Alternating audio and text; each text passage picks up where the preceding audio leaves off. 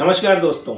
जैसा कि 5 स्टेट्स में चुनाव के रिजल्ट आ गए हैं और बीजेपी की बम्पर जीत हुई है, तो आज हम इस वीडियो में बात करेंगे कि बीजेपी चुनाव दर चुनाव क्यों जीत रही है, क्यों बाकी विपक्षी पार्टियां उसके सामने एक बाय एक करके धराशायी होती जा रही हैं। तो इसके कुछ मुख्य रीजंस हैं जिसकी वजह से बीजेपी जीतती जा रही है, उस पर हम आज एनालिसिस करेंगे। सबसे पहला जो है उनका जो मेन पॉइंट है मेरे हिसाब से जिससे बीजेपी जीत रही है वो है उनका हिंदुत्व की राजनीति। जो उनकी आइडियोलॉजी है हिंदुत्व की, वो जो भारतीय जनमानस है, जो पीपल हैं, जो लोग हैं, जो हिंदू बहुल देश है हमारा, तो वो कनेक्ट कर पाते हैं अपने आप को बीजेपी से, उसके हिंदुत्व की राजनीति से, क्योंकि पिछले बहुत से दिनों से लोग फिर देखते आए हैं। और दूसरा है तो हिंदुत्व की जो पॉलिटिक्स है इनकी, वो इनके लिए सबसे प्लस पॉइंट होती है। ऐसा नहीं है कि बीजेपी आज ही हिंदुत्व की पॉलिटिक्स कर रही है, हिंदुत्व की पॉलिटिक्स बीजेपी पहले से ही कर रही है, लेकिन पिछले 10 से 12 सालों में जब से मोदी जी आए हैं तब से हिंदुत्व की पॉलिटिक्स इनकी फोर फ्रंट पे आ गई। पहले थोड़ा पीछे होती थी हिंदुत्व की पॉलिटिक्स, बाकी चीजें आगे होती थी इनकी कि सुधार, आर्थिक इकोनॉमिक सुधार और पॉलिटिक्स और ये सारी चीजें, लेकिन हिंदुत्व थोड़ा पीछे होता था। लेकिन जब से मोदी जी आए हैं, हार्डकोर हार्डलाइनर बोला जाता है, तो तब से बीजेपी का जो हिंदुत्व का पॉलिटिक्स सबसे आगे आया है, मतलब हिंदुत्व सबसे ऊपर में इनके एजेंडा है। इसीलिए आप देखेंगे मोदी जी की मंदिरों में पूजा करते हैं फोटोग्राफ्स, राम मंदिर में फोटोग्राफ्स, हर जगह कहीं तपस्या कर रहे हैं, कहीं मोदी जी पूजा कर रहे हैं, उस तरह की पिक्चर्स उनकी सर्कुलेट होती रहती, आती रहती है। मोदी जी करते हैं और खुल्लम खुल्ला करते हैं कि मैं जाता हूं और पूजा करता हूं।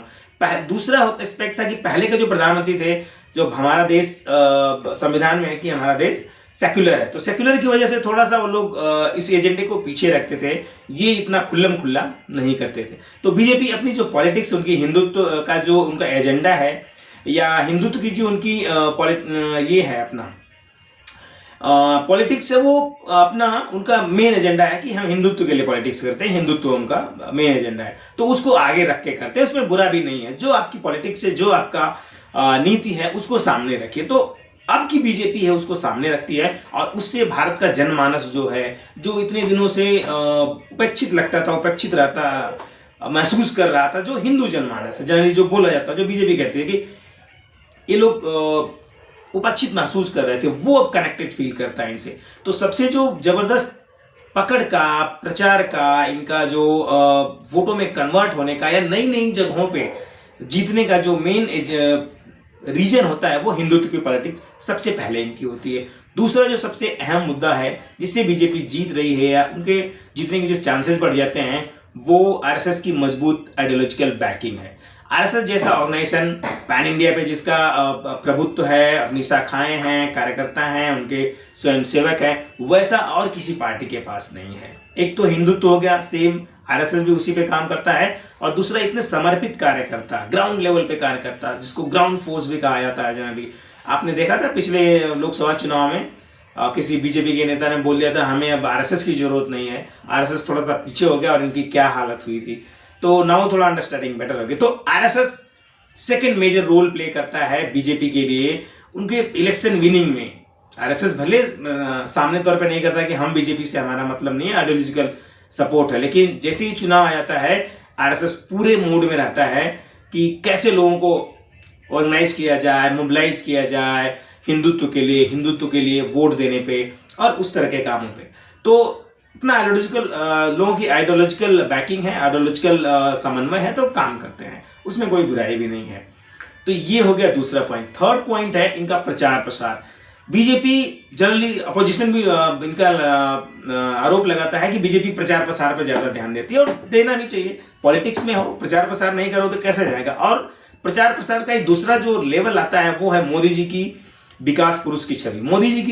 मोदी जी ने अपनी इतना प्रचार प्रसार और मीडिया में, सोशल मीडिया, डिजिटल मीडिया में करके अपनी विकास पुरुष की छवि बना लिया है। उन्होंने जबरदस्त प्रचार प्रसार किया बीजेपी को, नेशन फर्स्ट और नेशनलिस्ट पार्टी है उनका जो एजेंडा अपना, उसमें उसको मिक्स करके इन्होंने, पहले भी होता था एजेंडा, लेकिन उतने प्रचार प्रसार पे ध्यान नहीं देते थे। लेकिन पिछली जो 15 साल की बीजेपी है, आई थिंक 2010-11 के बाद से इन्होंने जबरदस्त प्रचार प्रसार पर ध्यान दिया। पहले मोदी जी ने अपनी इमेज बिल्डिंग की गुजरात से, और उसके बाद में उन्होंने विकास पुरुष की जो छवि बनाई है वो अभी भी बनी हुई है और जबरदस्त प्रचार प्रसार के ऊपर में, तो वो अभी भी टिकी हुई है उनकी। तो ये थर्ड पॉइंट है जो मेजर काम करता है। लास्ट पॉइंट जो मैं बताऊंगा वो बहुत ही एक बोनस पॉइंट की तरह रहेगा, तो वीडियो को एंड तक देखें आप लोग, बहुत इंटरेस्टिंग है वो पॉइंट। नेक्स्ट है इनका मीडिया मैनेजमेंट। मोदी जी का एक इंटरव्यू था, आई थिंक हमने देखा था, जो गुजरात में दंगों के बाद में उनका था कि आप किस पे फेल हो गए थे, तो उन्होंने बोला कि मीडिया मैनेजमेंट हम थोड़ा बेहतर कर सकते थे। लेकिन उसके बाद से मोदी जी ने मीडिया मैनेजमेंट जबरदस्त किया है। गुजरात में रहे, उसके बाद दिल्ली में आए, जब दिल्ली में आए तो यहाँ पे नेशनल मीडिया को उन्होंने जबरदस्त तरीके से मैनेज किया है। और उसका फायदा ये होता है कि आपकी निगेटिव खबरें उतना प्राइम टाइम में नहीं आ पाती हैं। आपकी जो खबरें होती हैं, जो गवर्नमेंट की निगेटिव खबरें होती हैं, कहीं घोटाले की, कहीं या विरोध प्रदर्शन की, वो दब जाती हैं, वो फोर फ्रंट पे नहीं आ पाती, लोगों को पता नहीं चल पाता है। तो मीडिया मैनेजमेंट से आपका ये फायदा होता है कि आपकी जो आप चाहते हैं कि भाई जो निगेटिव खबरें हैं, जो एंटी इनकम्बेंसी है, जो ग्राउंड का न्यूज है कि जो लोग परेशान हैं या उस तरह का, वो खबरें आपकी मेन मीडिया में नहीं आती हैं, जो कहते हैं कि मेन स्ट्रीम मीडिया उसमें नहीं आती है। तो उससे फायदा होता है कि जो लोग हैं वो आपके खिलाफ नहीं होते, एंटी इनकम्बेंसी नहीं होती। मैं अपने दोस्तों से बोल रहा था यार अब तो पिछले 10 साल में एंटी इनकम्बेंसी का नाम ही नहीं है बीजेपी के खिलाफ कहीं पे भी। तो कैसे नहीं, क्यों नहीं है? क्योंकि मेन स्ट्रीम मीडिया में आपकी जो निगेटिव खबरें हैं वो दब जाती हैं। और दूसरा है कि मीडिया जो आपका है वो खबरों का जो पॉइंट है वो अलग तरीके से मोड़ देता है। सवाल पूछना चाहिए सरकार से तो वो विपक्ष से पूछने लगता है। तो ये जो मीडिया मैनेजमेंट है, जैसे भी है अपना मीडिया के साथ में इनका तालमेल है, वो बड़ा जबरदस्त है। तो ये एक क्रूशियल पॉइंट होता है बीजेपी के लिए इलेक्शन विनिंग में और एक पॉजिटिव एजेंडा आगे रखने में, अपना एजेंडा बेहतर करने में अपोजिशन के खिलाफ या बाकी लोगों के साथ। नेक्स्ट पॉइंट है, यही सब चीजें नहीं है कि बीजेपी इलेक्शन जीत रही है। नेक्स्ट जो पॉइंट है, फिफ्थ पॉइंट है, वो गवर्नमेंट स्कीम्स है। आज की जनता है, उनको चाहिए इंस्टेंट क्या हमें फायदा हो रहा है, तो बीजेपी ने उस तरह की स्कीम्स लाई है जिससे इंडिविजुअल्स को फायदा हुआ, इंस्टेंट फायदा हुआ। जैसे कई सारी स्कीम है गवर्नमेंट की, पैन इंडिया पे चलती हैं और लोगों को बेनिफिट हो रहा है। जैसे किसान सम्मान, महिला सम्मान कहीं कहीं है, उज्ज्वला योजना, और जो प्रधानमंत्री आवास योजना, जो स्वच्छ भारत अभियान के तहत टॉयलेट्स बनाएंगे, इस तरह की जो स्कीम है, एंड राशन, जो गरीब अन्न कल्याण योजना, इस तरह की जो स्कीम्स गवर्नमेंट ने लॉन्च की है और उनको जिस तरह से प्रचार प्रसार किया है, वो भी एक मेजर फैक्टर काम करता है लोगों को मोटिवेट करने के लिए, बनाए रखने के लिए, उनका फेथ बनाए रखने के लिए बीजेपी के साथ में। और गवर्नमेंट, सेंट्रल गवर्नमेंट की स्कीम है, इससे स्टेट गवर्नमेंट को भी फायदा होता है कि भाई बीजेपी ही चला रही है, अगर बीजेपी को उठने हो सकता कल वो बंद हो जाएगी।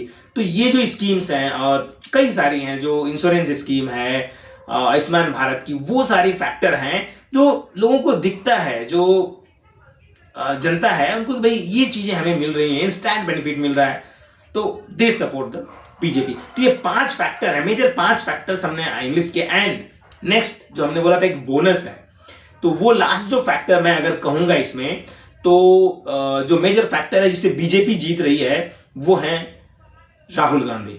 आप भी सही गेस किए होंगे कि ये जो फैक्टर है, इनको मैं कहूंगा कि चलो 70% है, 25%, 30%, इवन मैं तो कहूंगा 50% जो शायद वो सेंटर के लिए रहेगा, 70% 70 एंड 30% हो जाएगा। तो 30% जो पॉइंट्स हैं वो राहुल गांधी प्ले कर देते हैं, रोल प्ले कर देते हैं बीजेपी के लिए। तो राहुल गांधी की जो इमेज है, राहुल गांधी भले पढ़े लिखे व्यक्ति हैं, सभ्य हैं, फराटेदार अंग्रेजी बोलते हैं, लेकिन जो उनकी इमेज है वो उन्होंने खुद भी एक्सेप्ट किया है कि उनकी इमेज को नेगेटिव बना दिया गया है, लो इमेज कर दिया गया है, उनको एक कमजोर नेता की तरह प्रस्तुत कर दिया गया है, नॉन सीरियस नेता की तरह। तो वो जब लोगों को लगता है कि मोदी और बीजेपी अब तो एक हो गए हैं, कि मोदी और बीजेपी एक ही हैं, तो मोदी के खिलाफ अगर इनको वोट कैसे दे सकते हैं?